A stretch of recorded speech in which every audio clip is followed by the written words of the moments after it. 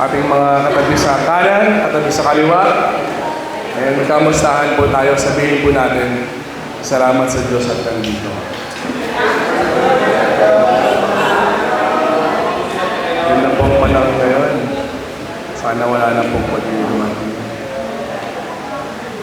Ako po nagagalak na muli ay maglilid ako ng praise and worship sa harap ng congregation. And thank you, Lord. So bago po tayo magsimula ngayong umaga nito, inaanyayahan din po ang lahat na tayo po'y umikit at tayo po'y manalangin. Father God, maraming salamat sa magandang umagang binigay mo sa bawat isa sa amin. Father God, salamat sa buhay ng bawat isa. Salamat sa presensya ng bawat isa na nandito ngayon upang makifellowship at para bigyan ng pagpugay at kadakilaan ng mga anak. Salamat sa magandang kalusugan na meron kami, Father God, sa kalakasan na meron kami, at sa mga purpose at reason kung bakit kami bumabangon para sa aming kinabukasan, para sa aming pamilya, para sa aming sarili, Father God. Ngayong umaga, tulungan mo kami na ikaw lamang ang makita namin sa aming Father. Alisin mo ang gumugulo sa aming isipan. Alisin mo ang mga problema namin sa eskwela, sa opisina, sa personal na buhay, Father God, at palitan mo ito ng joy, palitan mo ito ng kasiyahan, Father God, na nagmumula lang sa iyo, Father. Tulungan mo kami na maging positive sa buhay at alalahanin namin, Father God, yung mga kabutihan na gawa mo sa aming buhay, Father God. Bigyan mo kami, Father, ng humility, ng mababang loob, Father God, sa mga bagay na nangyayari sa amin. And ikaw, Father God, ang patuloy na kumilos sa pagbabago ng aming puso, pagbabago ng aming isip at kaluluwa, Father. Father God, we pray yung mga kapatiran na hindi namin kasama, mga kapatiran na may ng sakit, Father God, mga kapatiran na may pinagdadaanan, Father. Patong mo ang iyong kamay sa kanila, Father. Ibigay mo ang comfort na sa iyo lamang makakagpuan, Father. And ikaw yung rason bakit kami malakas, and ikaw yung rason bakit kami lumalaban, Father.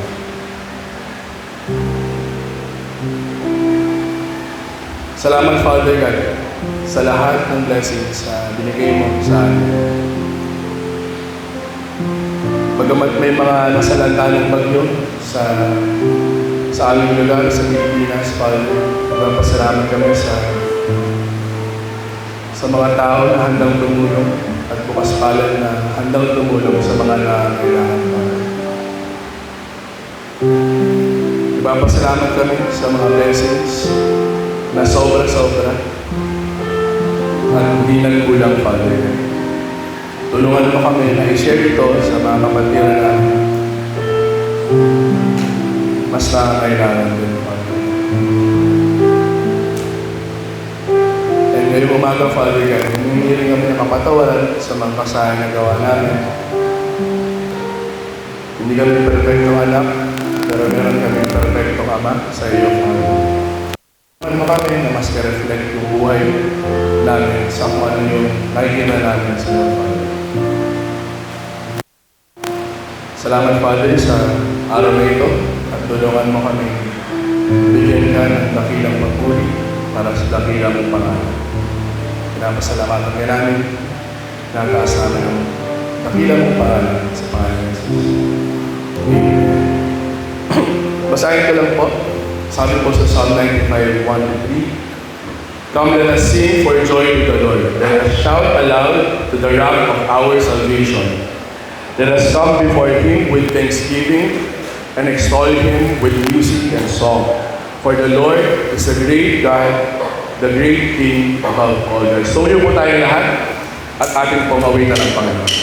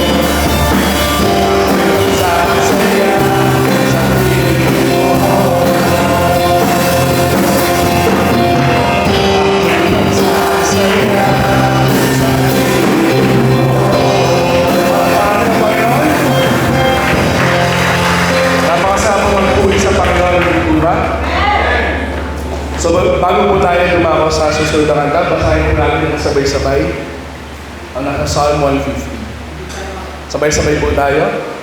Praise the Lord, praise God in His sanctuary. Praise Him in His mighty heavens. Praise Him for His acts of power. Praise Him for His surpassing greatness. Praise Him for the sounding of the trumpet. Praise Him with the harp and lyre. Praise Him with tambourine and dancing. Praise Him with the strings and flute. Praise Him with the clash of cymbals. Praise Him with the sounding cymbals.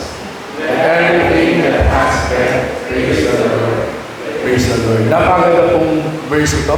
And sinasabi lang po dito na napakaraming reason kung bakit hindi dapat nating purihin ang Panginoon. Dahil napakaraming reason kung bakit dapat natin siyang papurihan. And sinasabi rin po sa sarili na last line, that everything that has breath, praise the Lord. So kung nandito po tayo at humihinga, wala tayong excuse na hindi siya papurihan. Amen po ba?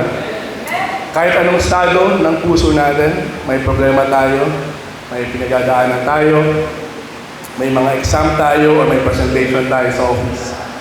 Huwag natin gawing excuse ito para hindi maging whole ang pagpupuri natin sa Panginoon. Amen?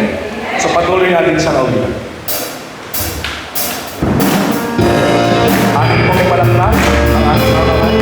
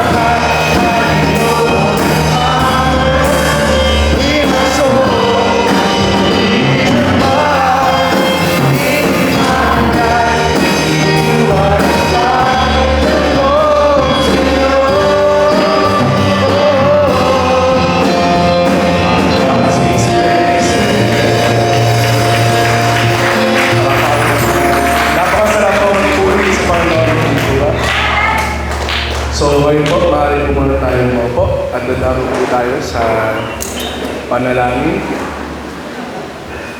Panalangin po natin ang mga sumusunod.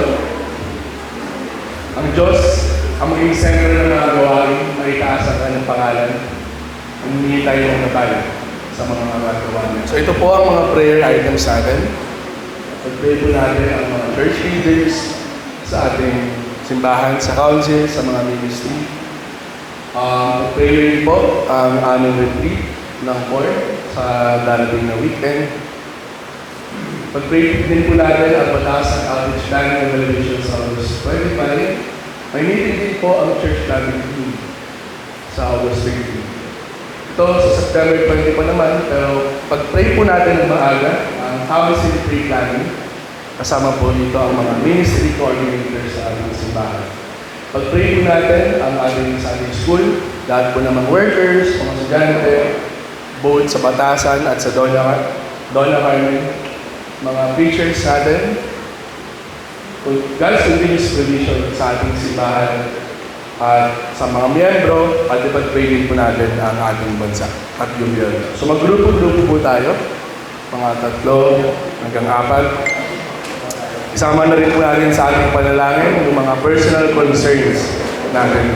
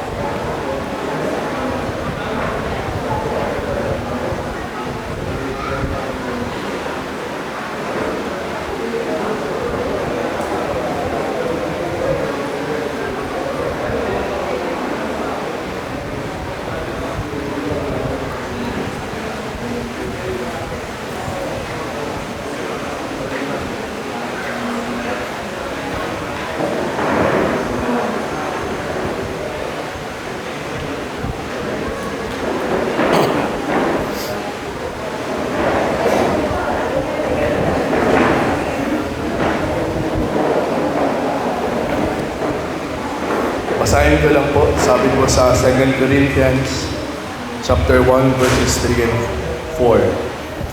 Blessed be the God and Father of our Lord Jesus Christ, the Father of mercies and God of all comfort, who comforts us in all of our affliction, so that we may be able to comfort those who are in any affliction, with the comfort with which we ourselves are comforted by God.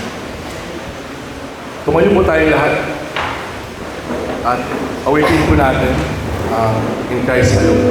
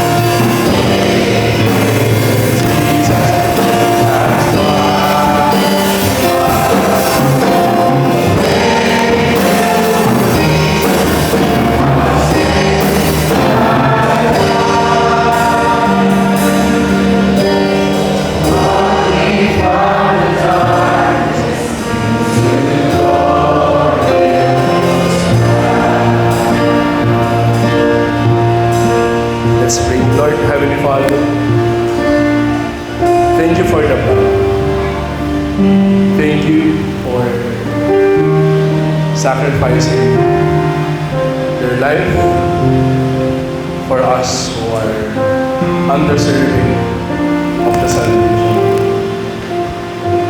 But God, through your Son, Jesus Christ, you are saved. And help each one of us to maximize this life, Father. Not for ourselves, but for other people as well. Tulungan mo kami na i-share ang magandang balita sa ibang tao, Father God. Tulungan mo kami na mas marami pang masave, Father, na soul through Jesus Christ. Mayroong umaga, Father God, buksan mo ang aming isip, buksan mo ang aming puso, buksan mo ang aming tenga sa pakikinig ng iyong salita. Alisin mo ang gumugulo sa aming isipan. Tulungan mo ang bawat isa na mag-focus lamang sa salita mo na iyahatid ni Kuya Lem bilang iyong mensahero. Pangunahan mo si Kuya Lem, Father. Ipataw mo ang iyong kamay sa kanya sa pagbibigay ng mensahe sa akin. Muli, Father God, salamat. Patuloy ka namin dadakilahin. Patuloy namin sasambahin ang iyong pangalan. In Jesus' mighty name. Alang pangalan ng Panginoon. Mahal na po tayo maupo. Natawag.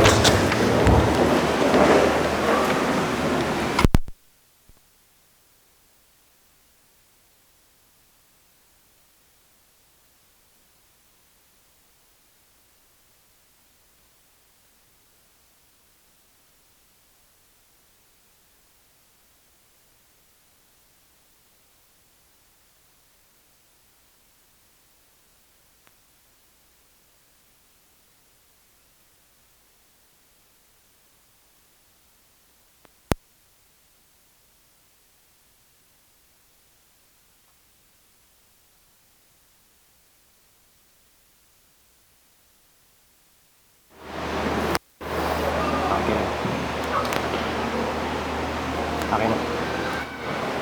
No.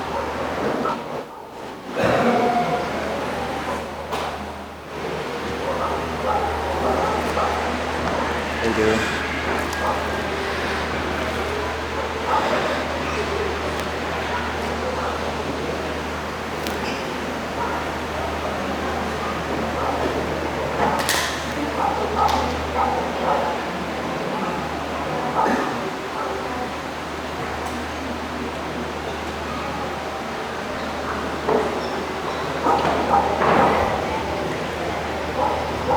Magandang umaga po sa inyong lahat. Kung meron po kayong mga Biblia, maaari po bang pakibuksan sa bahagi po ng Romans chapter 10. Mamaya sabay-sabay nating babasahin, magsisimula tayo sa 9:30. Pero bago po natin basahin, gusto lang magsimula sa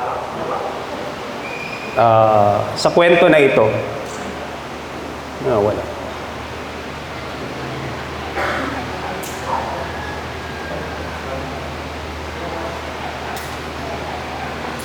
Pasensya po at nagkakaroon ng problema ang aking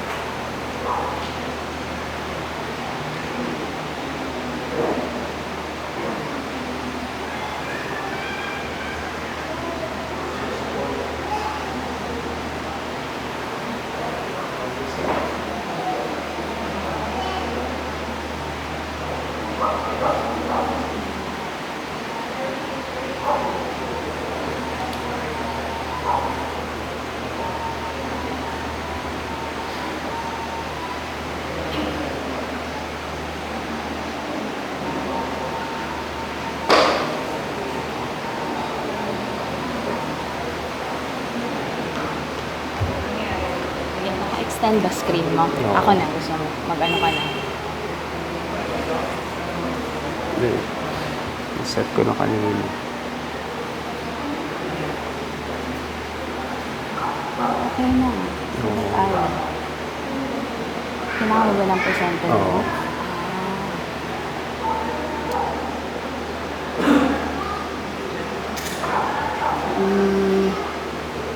Kailangan ko ba mag-connect? Hindi, may backup naman ako. Oo, thank you.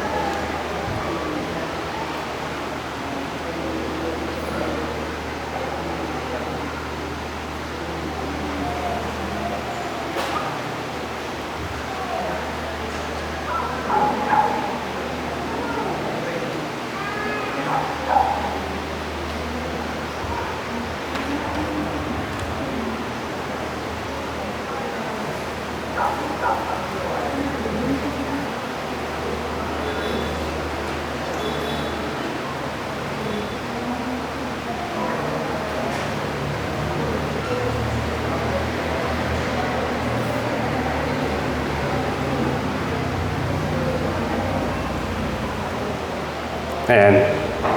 Pasensya po. Magandang umaga po ulit. No? Sabi ko kanina gusto ko magsimula sa isang maikli na kwento.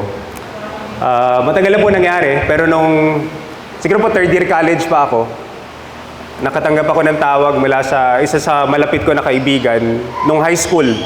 So batchmate ko ng high school nung nag-aaral ako sa Lagro.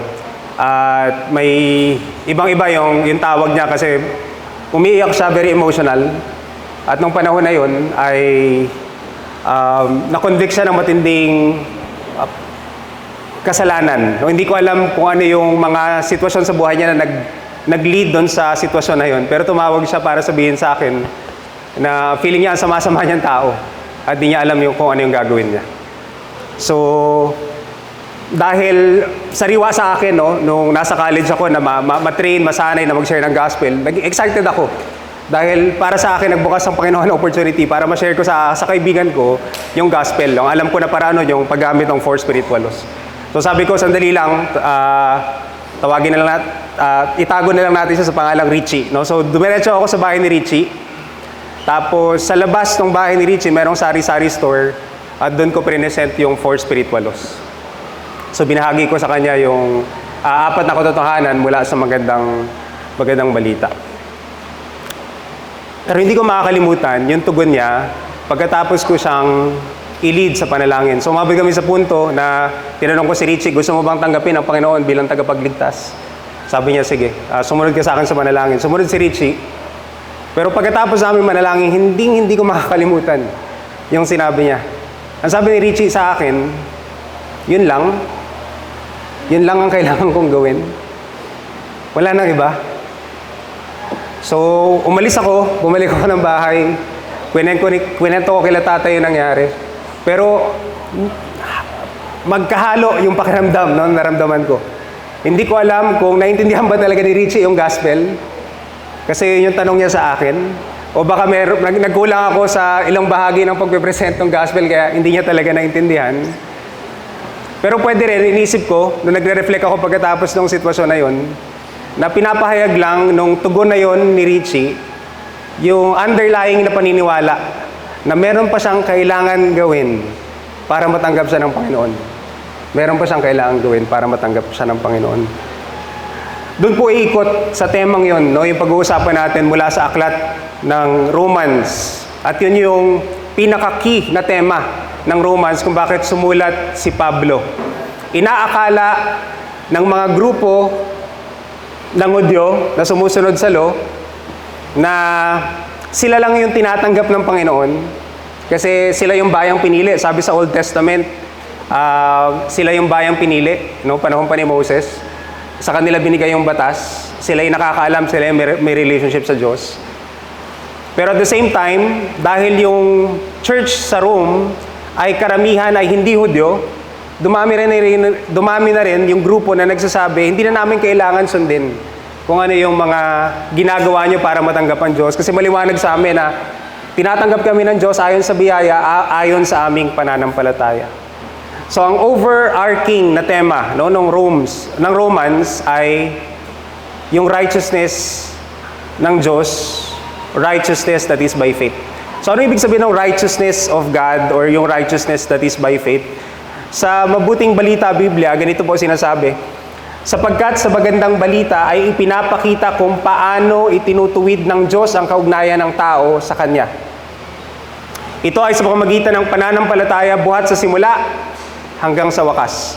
So pag sinabi nating righteousness, ito yung itanim natin sa isip natin, no? Yung ginawa ng Diyos para maayos niya yung ugnayan niya sa tao. Yun yung righteousness, in short. At yun yung pag-uukulan natin ng pansin. Bakit mahalaga? Aalamin natin, una, sa mga sinulatan ni Pablo, na ulit-ulitin to. At pangalawa, gagawin natin, sasagutin natin yung tanong, bakit mahalaga pa rin ito sa atin? Siguro marami sa atin, alam na ito, simula pa pagkabata, lalo na kung lumaki ka sa iglesia. Pero bakit mahalagang manariwa sa atin yung katotohanan na naging katanggap-tanggap tayo sa Diyos dahil lang sa pananampalataya kay Kristo? Na naisip ko, sana nandito si Richie para magkaroon ng follow-up at para mapagtibay ko na oo, yun lang yung kailangan. Kasi yun lang yung sinasabi ng salita ng Diyos. Maaari po tayong tumayo, samahan niyo ako sa pagbasa. Dito natin kukunin yung mga talata na pag-aaralan natin sa umaga nito. Request ko din mamaya na kung maaari, huwag niyong isara yung mga Biblia niyo kasi maraming mga talata tayong titingnan na wala sa mga slides na ipapakita ko. Babasahin po simula chapter 9 verse 30 hanggang chapter 10 verse 13, 1-3. So chapter 9 verse 30 ng Romans hanggang chapter 10 verse 13. Ito pong sinasabi. Ano ngayon ang masasabi natin? Kahit yung mga Gentiles na hindi nagtatry na matanggap ng Diyos ay tinanggap dahil sa faith nila.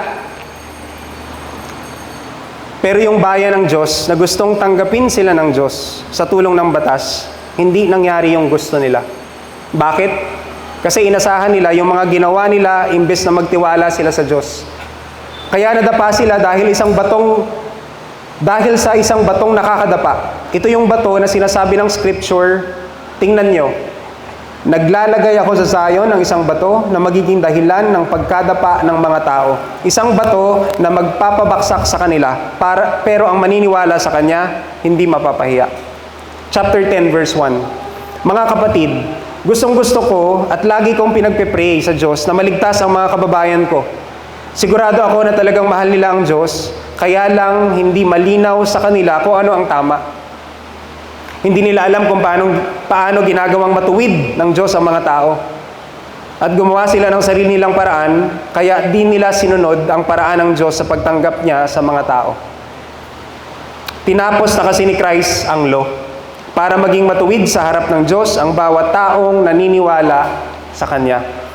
Verse 5, sumulat si Moses kung paano matatanggap ng Diyos ang isang tao dahil sa pagsunod sa law. Sabi niya, mabubuhay ang taong sumusunod sa mga utos ng law. Pero ito ang sinasabi ng Scripture tungkol sa pagiging matuwid dahil sa faith. Huwag niyong itanong sa sarili niyo kung sinong pupunta sa langit. Kasi parang pinapababa niyo si Christ. Huwag niyo ring itanong, sinong pupunta sa mundo ng mga patay? Kasi pag ganun, parang pinapabangon niyo si Christ galing sa kamatayan. Verse 8, pero ganito ang sinasabi, nasa inyo ang mensahe ng Diyos, nasa labi at puso niyo. Yan ang mensahe ng faith na pinipreach namin. Kung sasabihin mong si Jesus ang Panginoon at maniniwala kang binuhay siya ng Diyos mula sa kamatayan, maliligtas ka. Verse 10, kasi tinatanggap tayo ng Diyos dahil naniniwala tayo at dahil sa pag-amin at pagsasabi natin, kaya tayo naligtas. Sinasabi sa Scripture, hindi mapapahiya ang bawat naniniwala sa Kanya. Kasama ang lahat dito kasi walang pinag-iba ang Jews at Gentiles. Iisa ang Diyos at Panginoon ng lahat, mapagbigay siya sa lahat na umaasa sa Kanya. Verse 13, gaya ng sinabi sa Scripture, maliligtas ang lahat ng humihingi ng tulong sa Panginoon. Makakapuna po tayo. Samahan niyo po ako sa maikling panalangin.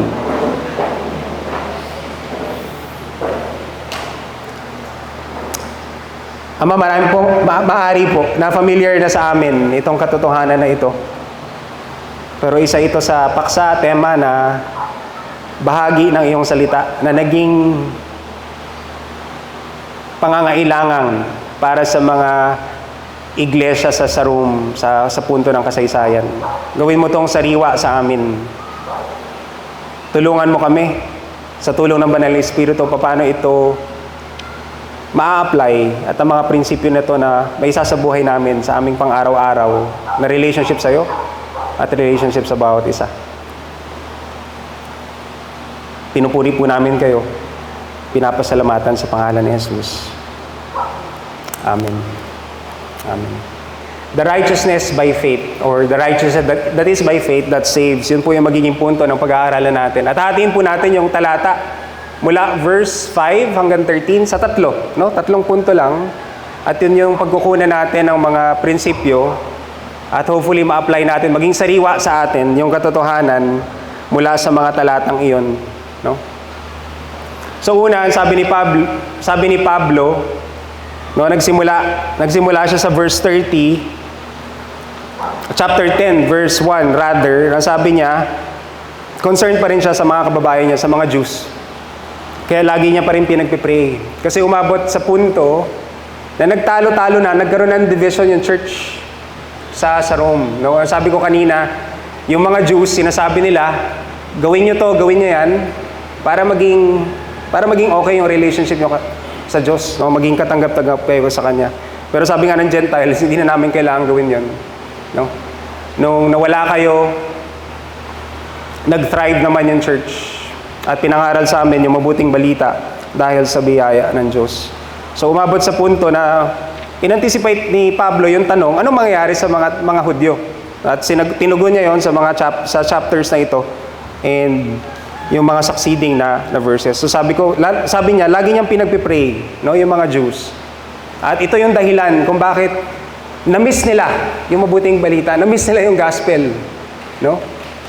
Ang sabi kasi ni Moses sa verse 5, sabi dito, ganito ang sinulat ni Moises tungkol sa pagiging matuwid batay sa kautusan. Ang tumutupad sa kautusan ay mabubuhay ayon dito. Ngunit ganito naman ang sinasabi tungkol sa pagiging matuwid batay sa pananampalataya. Huwag mong sabihin sa inyong sarili, sino ang aakyat sa langit upang pababain si Kristo? Huwag mo ring sabihin, sino ang bababa sa kailaliman upang muling buhayin si Kristo? Anong ibig sabihin? No? Itong unang 3 talata na ito. Unang katotohanan na makikita natin na gustong sabihin ni Pablo, yung katwiran o yung righteousness by faith that saves resolves the problem of the law's impossible demands. Tinutugunan ng katwiran sa pamamagitan ng pananampalataya yung problema na pinopose ng pagsunod sa kautusan. Sabi ni Pablo, walang maliligtas dahil sa pagsunod sa kautusan. At paulit-ulit siya, hindi lang sa Romans, kahit sa iba niyang sulat. Kung titingnan natin yung Galatians chapter 3, verse 12. Ang sabi ni Pablo doon, hindi ibig sabihin na pag sumusunod ka sa Jewish law, nagtitiwala ka na sa Diyos. Sabi nga sa scripture, nakadepende ang buhay mo sa law kung yun ang sinusunod mo. Pero hindi ibig sabihin po na sinasabi ni Pablo na posible. Ang point ni Pablo, kung yun yung sinusunod mo, either or lang, hindi pwedeng end, no? Na nagtitiwala kay Kristo, tapos nagtitiwala ka rin sa pagsunod sa kautusan, isa lang. No? At kung sumusunod ka sa law, no, dapat all the way, yun ay maging basis ng relationship mo sa Diyos. Pero ang point na gustong sabihin ni Pablo, hindi yun possible, no? Dahil walang makakasunod ng perpekto sa pinibigay na batas or utos ng Diyos. Kaya yun yung gusto niyang sabihin sa verses 30-32 ng chapter 9. Yung mga Gentiles, sabi niya na hindi nagtatry na matanggap ng Diyos ay tinatanggap dahil sa faith nila. Pero yung bayan ng Diyos, na gustong tanggapin sila ng Diyos, yung mga Jews, sa tulong ng batas, hindi nangyari yung gusto nila. Bakit? Kasi inaasahan nila yung mga ginawa nila imbes na magtiwala sa Diyos. So hindi pwedeng pareho, isa lang. At pinili ng mga Hudyo na magtiwala doon sa ginagawa nila. Chapter 10 verse 3, ang sabi niya, hindi nila alam kung paano ginagawang matuwid ng Diyos ang mga tao. Anong ginawa nila? Gumawa sila ng sarili nilang paraan. Kaya di nila sinunod ang paraan ng Diyos sa pagtanggap niya sa mga tao. The law demands a perfect standard that no one can reach. Imposible. Wala sa atin. No, kahit sa Hudyo binigay, kahit sila hindi nila kayang sundin yung binigay na batas ng Diyos. At pangalawang katotohanan na gusto niyang bigyan diin dun sa unang bahagi na yon ay ito, we cannot attain this righteousness through our own human efforts. Wala tayong pwedeng gawin, no? Para maligtas tayo, maging acceptable sa Diyos. Kaya yun lang. Ang sabi ni Paul, ganito yung sinasabi sa kasulatan tungkol sa pagiging matuwid sa pamamagitan ng pananampalataya. Huwag mong sabihin sa iyong sarili, sino ba ang aakyat sa langit para ibaba si Kristo? O di kaya, sino ang bababa sa lugar ng mga patay para ibangon si Kristo mula sa mga patay? Sa The Living Bible, ganito pinaraphrase, the salvation that comes through faith says, you don't need to search the heavens to find Christ and bring Him down to help you. Dahil Diyos na mismo ang gumawa nun. Sa John chapter 1 sabi, yung Diyos na lumikha ng lahat, yung Diyos na kasama ng Diyos na lumikha ng lahat, nagkatawang tao, kay Kristo. Ang sabi niya, you don't need to go among the dead to bring Christ back to life again. No? Yung resurrection, ginawa na rin ng Diyos sa pamamagitan ni Kristo. At yun yung dalawang pundasyon, no, ng pananampalataya natin. Naniniwala tayo na yung Diyos nagkatawang tao sa pamamagitan ni Kristo at yung Kristo na yun namatay para sa ating mga kasalanan, nabuhay na muli. At wala tayong kinalaman, wala tayong papel, Diyos lahat ang gumawa nun. Kaya walang effort on our part, no, na kinakailangan para matanggap ng Diyos. Bakit ito mahalaga? Bakit ito mahalaga para sa mga mapakinggan ng church sa room? At susundin natin sasagutin, bakit ito mahalaga na mapakinggan natin, no? Ito yung unang principle na dapat natin patuloy na ipamuhay hanggang ngayon. Dahil yung mga sinulatan ni Paul, matatagal lang Christians, pero nag-away-away pa rin sila. Ito yung unang prinsipyo mula sa unang katotohanan. Relate to each other based on the finished work of Christ. Relate to each other based on the finished work of Christ. Ang naging basehan ng mga Hudyo sa pakikipag-relate nila sa mga hindi Hudyo ay yung pagsunod nila sa batas. So, mababa ang tingin nila sa mga hindi Hudyo. Kasi ang claim nila, kami yung katanggap-tanggap, kami lang yung righteous. Yung Gentiles on the other hand, ganun din naman. Kaya kung mababasa po natin sa chapter 2, no, ng Romans. Ang sabi sa Romans 2, Romans chapter 2 verses 1 and 3. Sabi ni Paul dito, chapter 2 verse 1, kung ginajudge mo yung iba, tapos ginagawa mo rin yung mga bagay na ginagawa nila, ginudge mo na rin ang sarili mo. Pag ginajudge mo yung iba, tapos ginagawa mo rin naman yung mga bagay na yun, palagay mo ba makakalusot ka sa judgment ng Diyos? No? Kasi nilalatag niya dito yung katotohanan na pareho, Hudyo ka man o hindi, pareho lang kayong makasalanan. Kaya pareho niyong kailangan yung biyaya ng Diyos. Ang sabi sa chapter 2, verse 17, ikaw naman, addressing the Jew, dun sa audience, sa mga sinulatan, ikaw naman, sinasabi mong isa kang Jew, nakadepende ka sa law, at pinagmamalaki mo na malapit ka sa Diyos. Chapter 3, verse 9, ang sabi ni Pablo, mas mabuti ba ang mga kalagayan nating mga Hudyo kaysa sa mga Gentiles? Siya rin ang sumagot, hinding-hindi, pinakita ko na sa parehong under ng kapangyarihan ng kasalanan ang mga Jews at mga Gentiles. Kaya walang maaring magmayabang. No? Ang sabi niya sa verse 27, ano ngayon ang ating maipagmamalaki? Wala. At bakit naman tayo magmamalaki? Dahil ba sa ating pagsunod sa kautusan? Hindi. kundi dahil sa ating pananampalataya kay Kristo. Mga kapatid, yun yung unang issue. Kaya sila nag-aaway-away. Parang, hindi ko alam kung tama, parang nagpapataasan sila ng ihi. No? Sinasabi ng isa na kami dapat yung maging katanggap-tanggap. Yung mga Gentile naman, ganun din ang sinasabi. Pero sabi ni Pablo, hindi kayo dapat mag-aaway-away. Dapat yung tanggapin yung bawat isa. Dahil ang basihan ng relationship na meron kayo sa Diyos at sa bawat isa ay yung natapos na ginawa ni Kristo. Iniisip ko, bakit mahalaga to para sa atin, no? Sa panahon natin ngayon, no?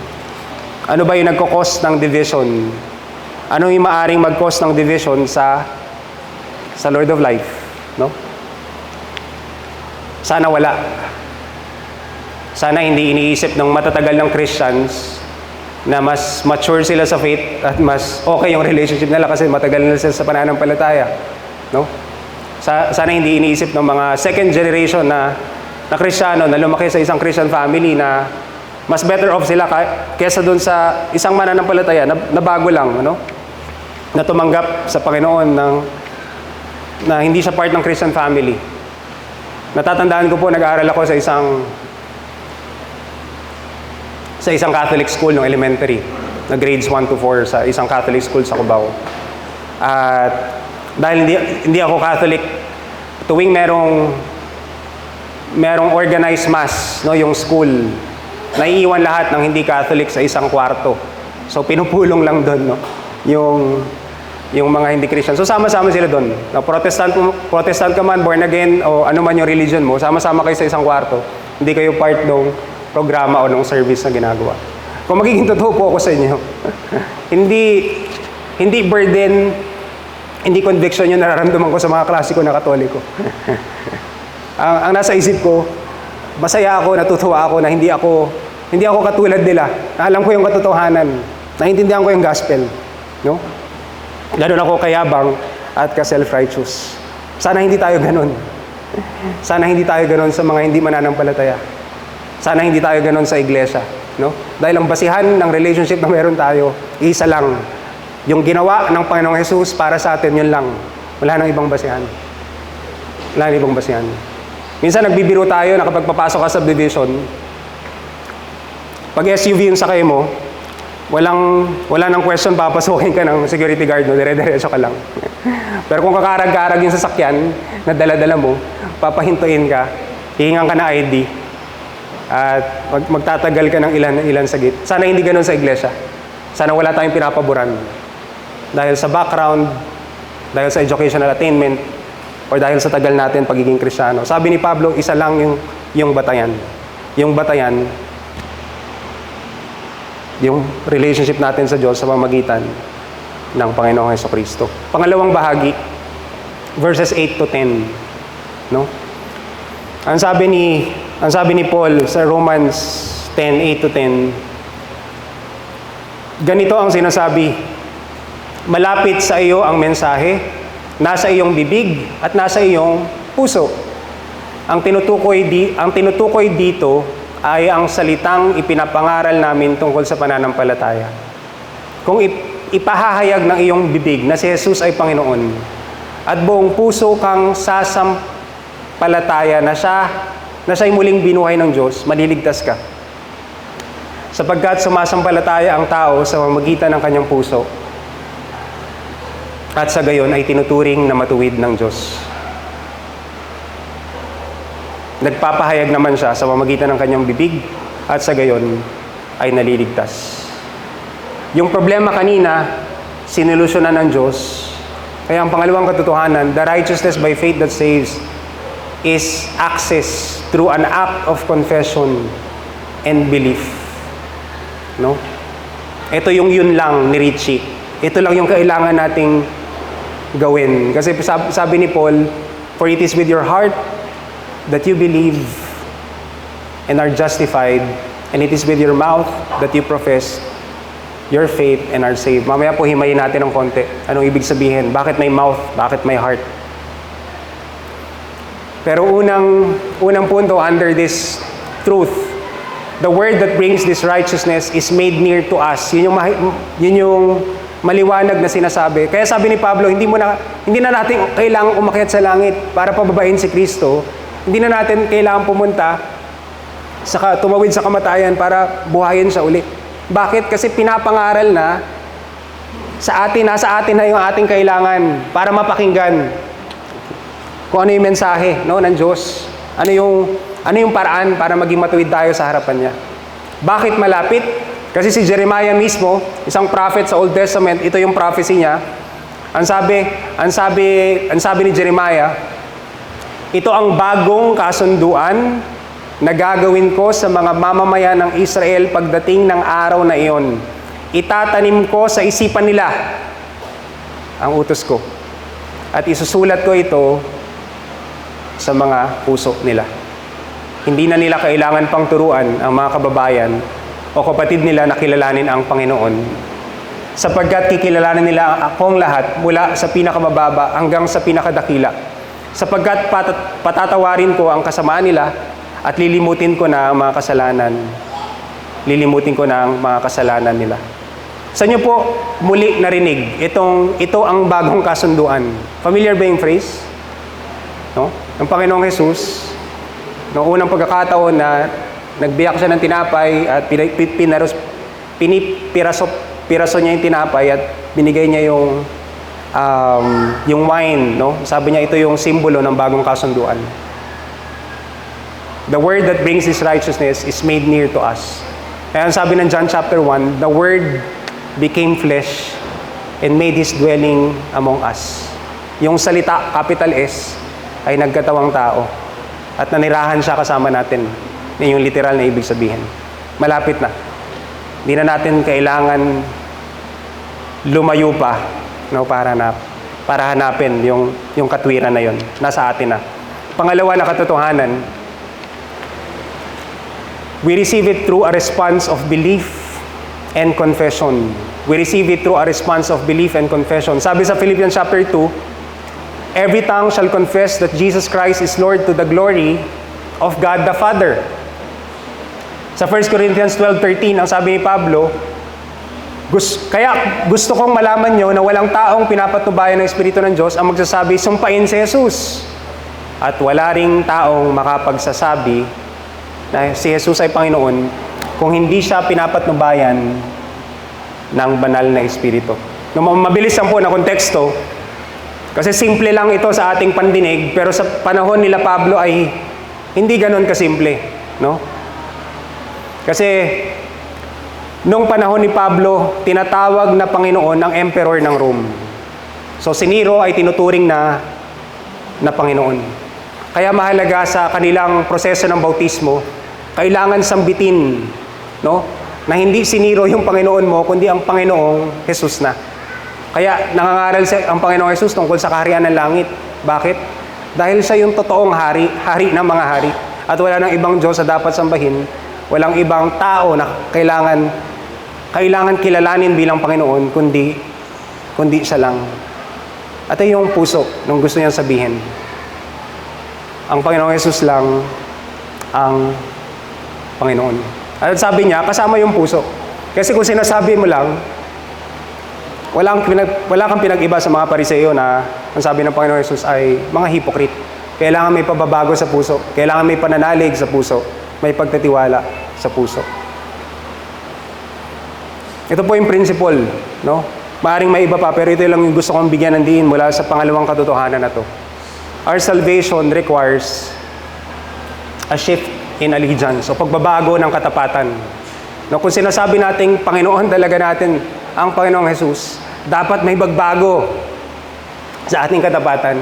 Hindi, ang sabi nga niya, no one can serve two masters. Dapat may magbago. Ang sabi ni Pablo sa chapter 6 ng Romans, verses 17 to 18. No, noong una, chapter 6, 17 to 18, noong una, alipin kayo ng kasalanan. Pero salamat sa Diyos dahil ngayon, buong puso ninyong sinusunod ang maaral na itinuturo sa inyo. Pinalaya na kayo sa kasalanan at ngayon mga alipin na kayo ng katwiran o mga alipin na kayo ng Diyos. May pagbabago sa amo, sa master, sa Panginoon na sinasamba. Sinasamba niyo. Kung discipler ka, no? Gusto kong i-address, no, yung mga discipler, nagli-lead ka ng Bible study, meron kang dinidisciple. Ang discipleship o disciple making ay panghabang buhay na proseso. Bakit? Because basically, ito yung gusto nating ituro. Una sa ating sarili, dapat matutunan at sa ating mga dinidisciple na ang Panginoong Jesus, ang Panginoon at Diyos ng lahat ng bahagi ng ating buhay. Kaya madalas, pag may nagkakaroon tayo ng struggle sa ating personal life o nagkakaroon ng struggle yung ating disciple, ang issue palagi, issue ng allegiance o issue ng lordship. Diyos ba talaga yung number one sa buhay mo katulad ng inaawit natin? Diyos ba siya? Number one ba siya sa trabaho? Number one ba siya sa love life mo? Number one ba siya sa desisyon na ginagawa mo? Lahat yon issue ng allegiance. Kasi kung ang Panginoong Jesus, ang Panginoon talaga na sinasamba at kinikilala, ang sabi ni Pablo, dapat may pagbabago sa iyong katapatan. Hindi lang tayo lumalapit sa Kanya para pagpalain niya tayo, kundi pinapasa ilalim natin sa Kanya lahat ng ginagawa natin. Yun po yung pangalawa. Panghuli na bahagi, no? Sinasabi ng kasulatan, sabi ni Pablo, ang sinumang sumasampalataya sa Kanya ay hindi mapapahiya, kaya't walang pagkakaiba ang katayuan ng Hudyo at ng Hintil. Walang pagkakaiba ang katayuan ng Hudyo at ng Hintil. Iisa ang Panginoon ng lahat, at siya'y masaganang nagbibigay sa lahat ng tumatawag sa Kanya. Dahil sinasabi sa kasulatan, maliligtas ang lahat ng tumatawag sa pangalan ng Panginoon. Pangatlo at panghuling katotohanan, the righteousness by faith that saves is a universal offer available to everyone. Hindi selective ang Diyos sa pagbibigay niya ng kaligtasan.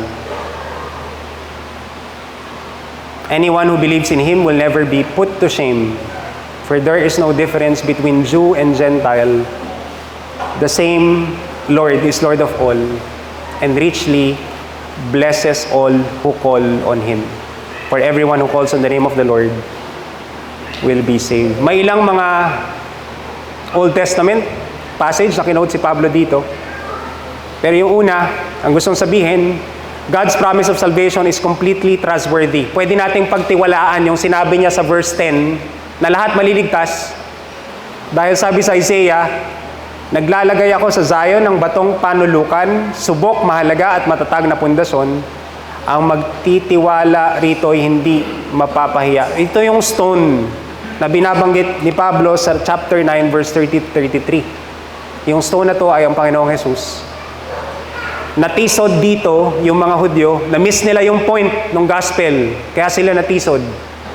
Pero ang sabi ni Isaiah, kung sino man yung magtitiwala naman dito ay hindi mapapahiya at siguradong maliligtas.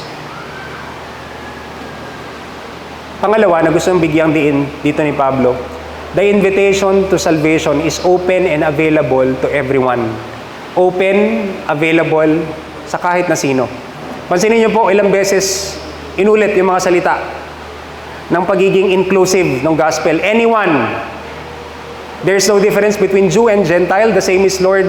The same Lord is Lord of all, and richly blesses all who call on Him.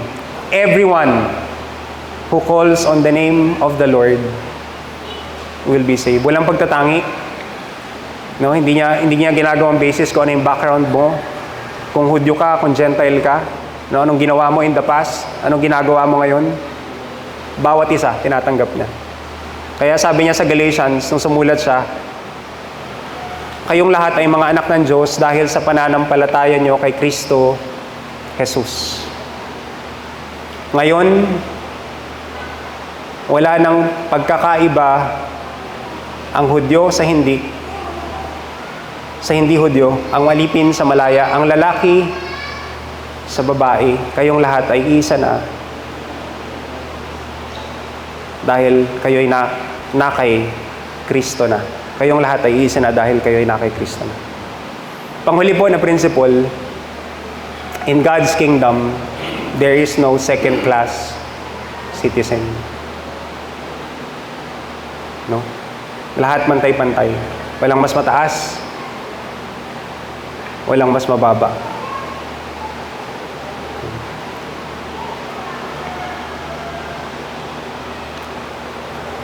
Hindi ko alam kung ilang taon ako, pero binigyan ako ni Tita Oxy ng libro. Maliit lang na booklet. Ang title ng book, Secular Work is Full-Time Service. Secular work is, yun po yung title, Secular Work is Full-Time Service. Do, binibigyan din ng book na kahit wala ka sa full-time ministry, hindi ka pastor missionary, full-time Christian ka pa rin. No? Walang kaibahan yung nagtatrabaho sa corporate, secular, walang kaibahan yung nagtatrabaho as a missionary. Ako po natutuwa kasi meron tayong missions month. Tapos pag may missions month tayo, fini-feature natin yung mga missionaries natin. Pero meron din akong pangarap or dream, no, na sana meron ding pagkakataon na yung kahit hindi missionaries, kahit teacher, scientist, homemaker, asawa, estudyante, magkakaroon din ng pagkakataon na tumayo para ibahagi din ano ginagawa ng Diyos sa kanilang buhay at sa pamagitan nila dahil missionary din sila ng Diyos kung saan sila nilagay. Kasi ang Diyos hindi nagtatangi. Hindi mas mataas ang missionary pastor doon sa hindi missionary at pastor. Siguro, kailangan natin ingatan yon kasi sa full-time ministry, merong konsepto ng calling. Diba? Sabi natin, pag tinawag, full-time missionary ka, full-time pastor ka kasi tinawag ka ng Diyos.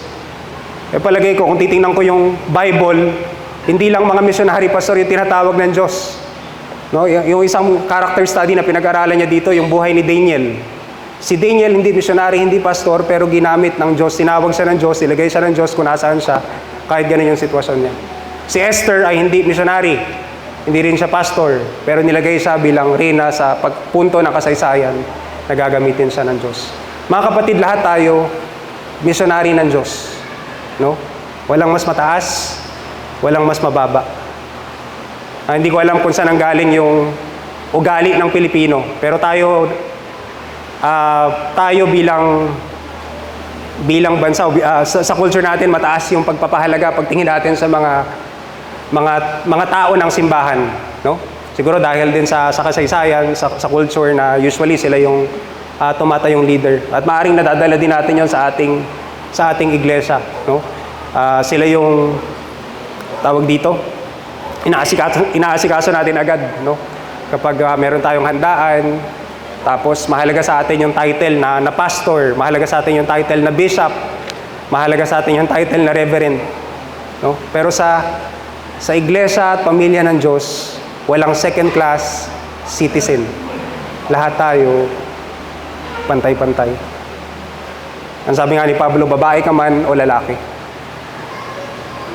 Hindi lang lalaking preacher yung pwedeng magpahayag ng salita ng Diyos, pwede yung gamitin yung babaeng preacher.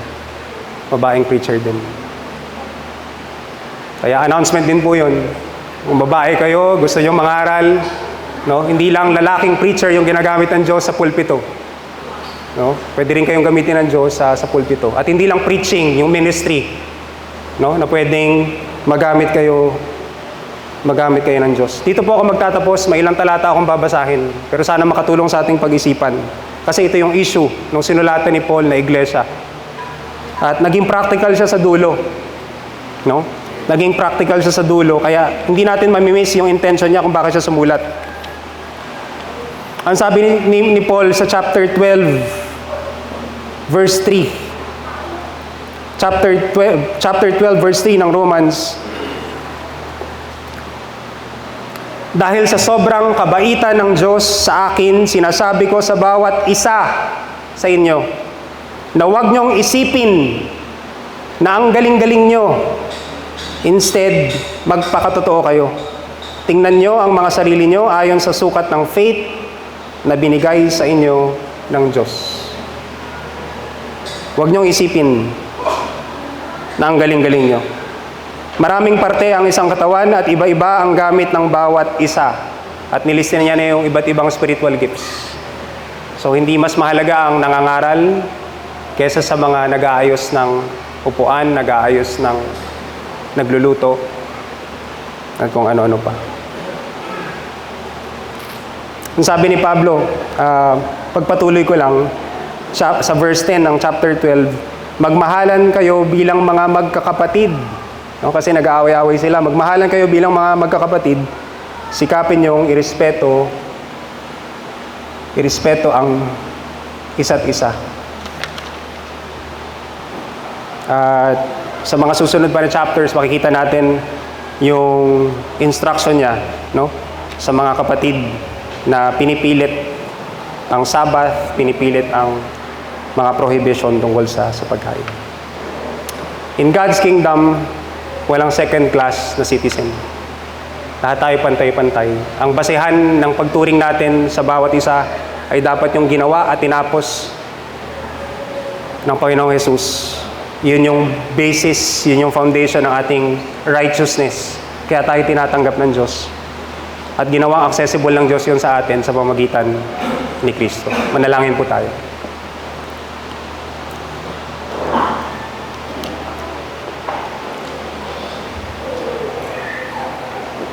Panginoon, maraming pong salamat. Salamat sa iyong salita. Salamat. Kahit po familiar yung katotohanan, ay marami pa rin dapat kaming baguhin sa aming pamumuhay para masunod ito. Tulungan mo kaming pag-isipan ito, pagbulay-bulayan sa aming pamilya, sa aming small group, at sa mga relationships. Iba pang mga relationships na meron kami dito sa church. Makatulong sa aming mapag-isipan yung yaman, lawak, lalim ng biyaya mo sa amin. At salamat po, naging mapagbiyaya ka. Hindi mo ginawang basihan yung aming race, yung aming nationality, yung aming background para tanggapin mo kami. Ang salamat, ikaw yung gumawa ng paraan. Pinupuri ka namin, pinapasalamatan, at yung pangalan mo lang aming tinataas. Ito ang aming panalangin sa pangalan ni Jesus. Amen.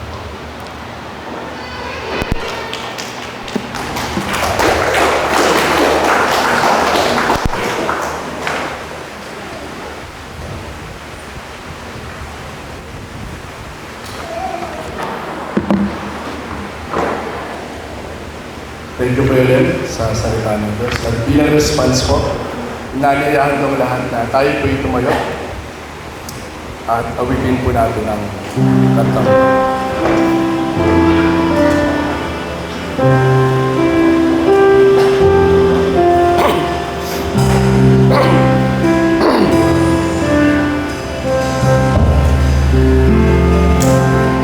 I once was lost in darkest night, and thought I knew the way. God sing I found is strong and light.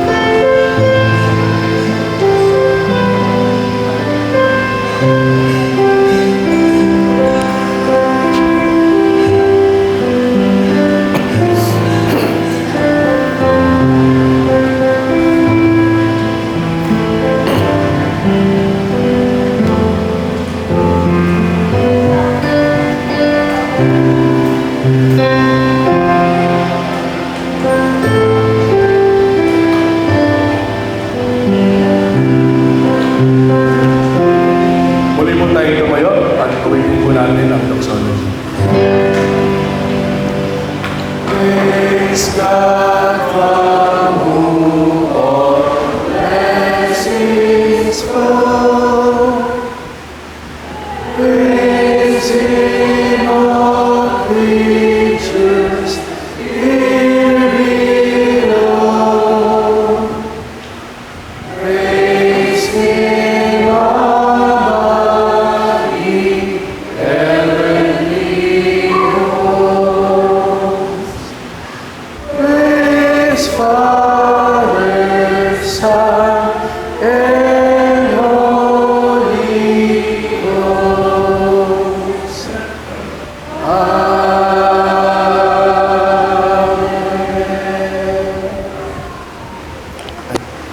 Mapula po tayo at tinatawag na po si Joanna para po sa ating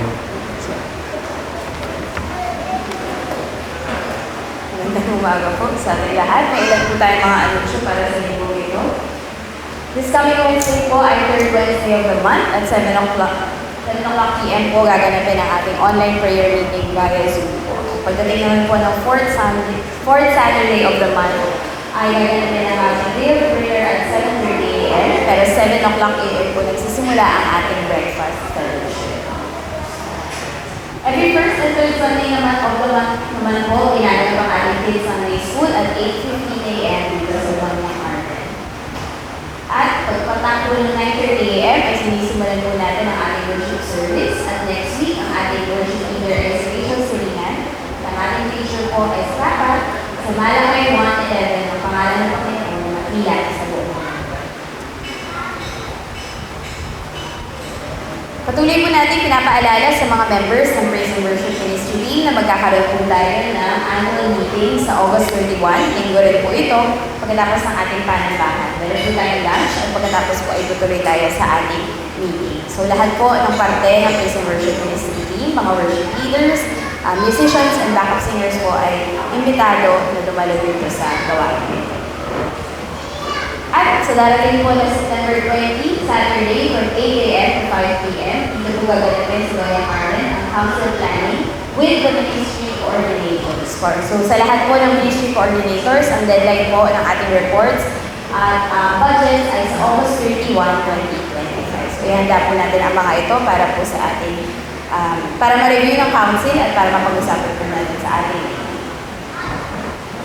Meron po ilan na celebrate ang kanilang birthdays this week at napaaga tayo last week sa pagbate kay Kuya Ken Caballero sa August 16. Sa August 21 naman po ay birthday ni Tubo at sa August 23 ay birthday po ni Tita June.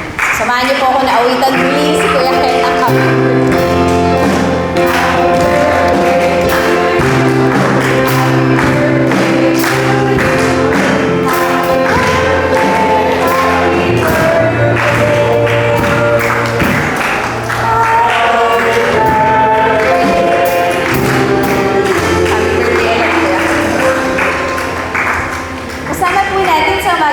Kaibigan ni Sheila na si Elena May Anoba. Thank you po sa inyong pagdalo sa Lord of Life. Meron pa po ba tayong first timer na nandito ngayon? Mamaya po ay magbatian tayo bago po tayo mag-iwan.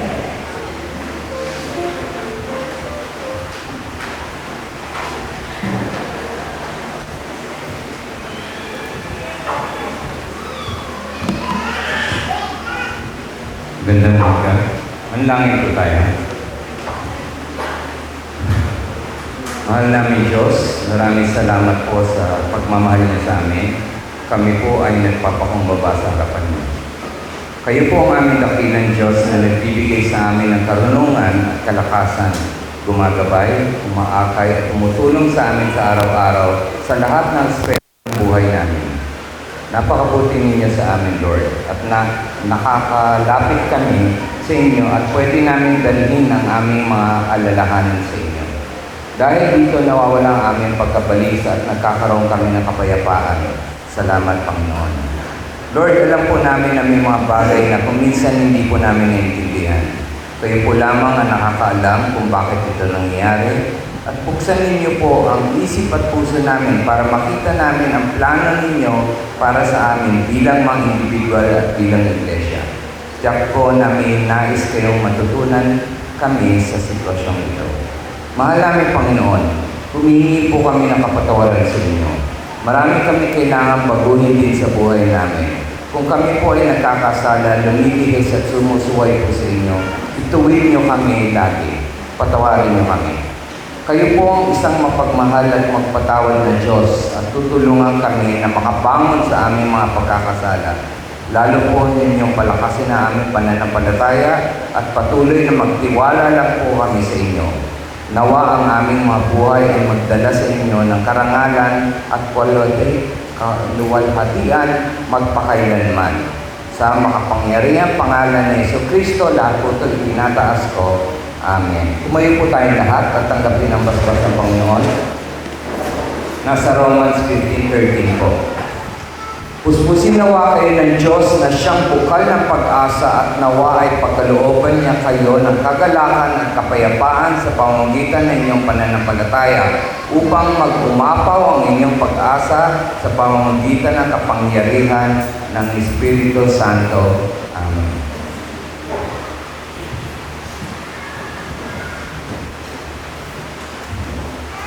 Bago po tayo maghiwa-hiwalay, muli po natin awitan ng Panginoon.